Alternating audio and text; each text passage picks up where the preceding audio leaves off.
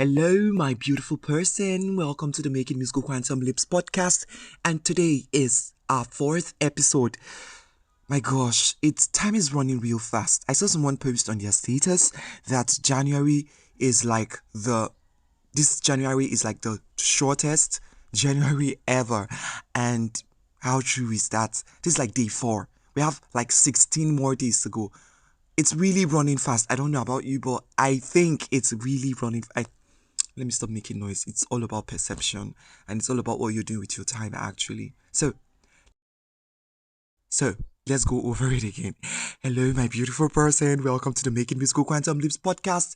Today is day 4, and we're going to be talking about musical genre. And yes, it's genre, not genre. The spelling is Genre, but the pronunciation is genre, please. Okay, some of you have been saying genre is genre. Pronounce it with me. Say genre. I don't know if it's a French word or coined from French, but it's genre. Okay, so we're going to be talking about different genre and the unique challenges they bring to your voice. And some of us are trying to master a particular genre. If you're trying to master a particular genre, of course you should know by now that you should flood your repertoire with songs from that genre. Yes, because style is not necessarily, there's no school where you go to say, okay, when we want to sing rock, do this, do that. There's really no such school. Yeah, the rock has its characteristics, R&B has its characteristics and all that. But when it comes to learning it and actually embodying it, you need to listen, till, like Brett Manning says, style is not learned, it is caught. So you need to listen until you catch it. First up on our list is opera. Opera is intense. Unlike every other musical genre where you can just listen and, catch the style, opera is not the same. You have to intentionally learn it. It has so many rules.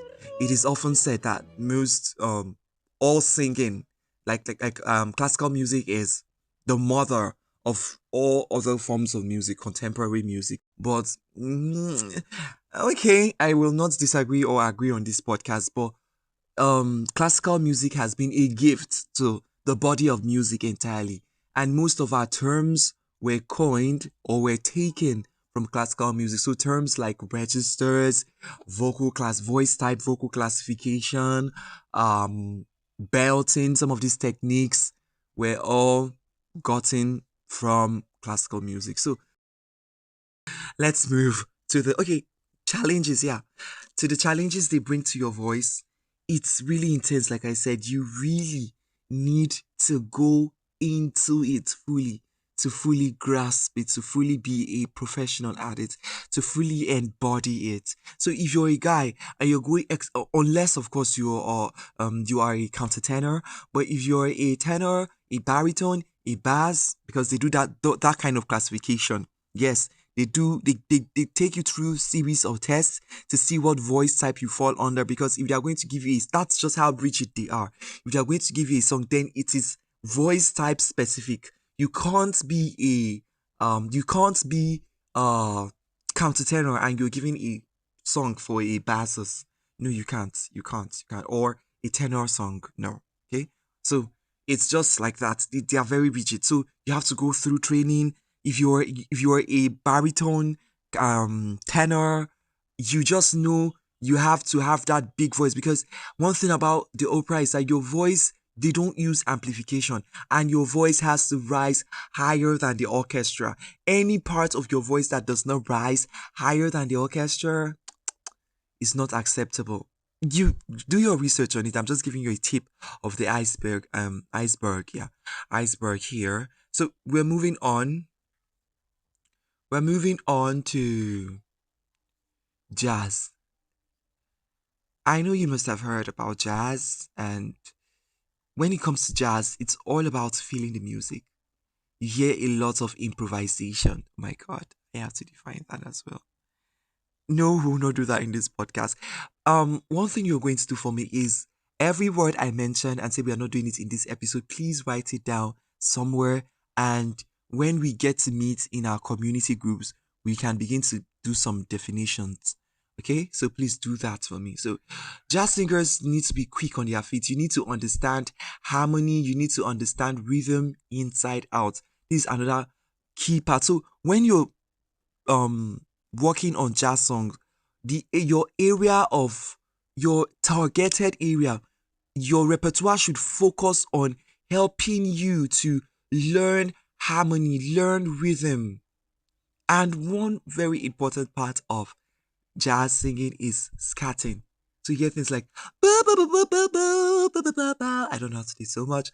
Ba ba ba ba ba ba ba dee dee dee dee dee dee dee dee dee dee dee. I'm not good at it, so let me not shame myself. So all those stuffs, they are called scatting. I'm sure you must have heard it before somewhere. Uh okay, so yeah, that's like scatting. I'm going to attach an example. So shortly after this, you should hear an example of what scatting is. So you hear a lot of do whoop shoo and it can be very it's sweet, but it's quite easy to learn as well. So here's an example.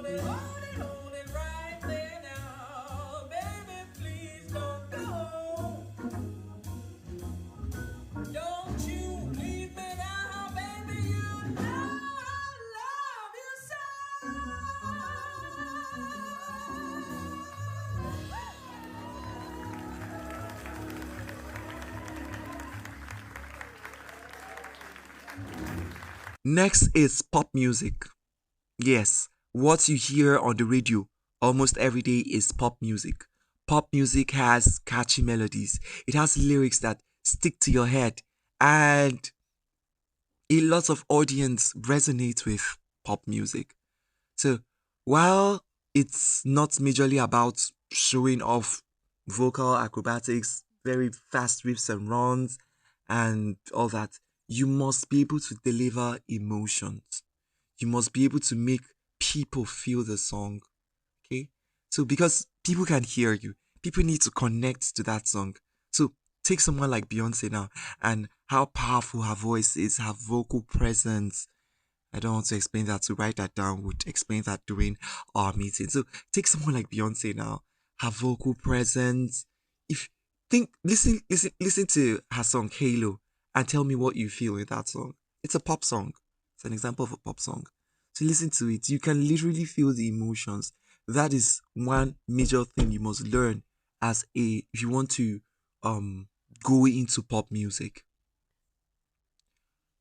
Moving on, we're talking about rock and roll or rock music. Most of our gospel songs are soft rock, but they are really hardcore rock where you hear a lot of screaming, a lot of distortion, a lot of growling. Gosh. Oh, I'll drop an example here so you hear what I'm talking about. Okay. So when you're talking about rock, you're thinking big voices. You're thinking, like I said, growling. And you need to it's loud music generally. So your voice, even with amplification, your voice needs to be very strong and loud and soar over. So you're thinking about range because you can't have low range and you say you're doing rock. Don't play. So you're thinking range extension. You're thinking range extension. So I'm actually very fast because I do not want our podcast to go beyond 15 minutes. So, moving on, musical theater. I love musical theater so much. Because when it comes to that, you're talking about singing, you're talking about acting, you're talking about dancing all together. If you watch all this High School Musical, what other movie?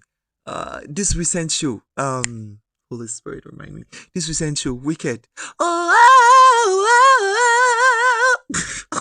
If you have watched that show, you cannot tell me that has not stuck to your mind. Uh, Musical theater blends drama, storytelling with your voice. So if you are someone who is looking to learn how to emote, yes, and storytelling with your vocals, not just with your lyrics, there you go. Musical theater is somewhere you would like to look into. So there you have it. I'm not going to go further than this. If you have any questions, you know the drill. There are other forms of genre like gospel, R&B, but I'm not going to talk about that in this episode. I think I should give you that as an assignment. You can go look it up and you can hit me in my DM and we would continue to discuss. But the very, very, very the main part of this podcast is this. If you want to expand your range and flexibility, tackling classical pieces pushes your vocal range to extremes. Like real extremes. You have to, if you're a lady, you have to have that powerful head voice and all that. So if you want to develop high notes and sustained breath control, maybe you could just, dabble into some classical stuff. Then if you want to learn riffs and runs, work on your agility, improvisation, improve your ability to navigate complex melodies and rhymes, then guess what? Take a wild guess. What genre are you going to look for? Of course, jazz, R&B, like that. If you're looking for power, projection, strengthening your chest voice, or belting, of course, you need to look at rock, you need to look at gospel, like that. Musical theater. If you're looking for, you want to learn storytelling, you want to learn storytelling with just your voice, not even with the words yet, and a little drama. You want to quickly learn how to adapt quickly and seamlessly move between different vocal qualities, then your best bet is musical theater. So for classical, you have to develop legato. Remember what I told you about legato? You have to develop your vibrato control and your precise diction. We'll get to talk about this more in forthcoming podcasts.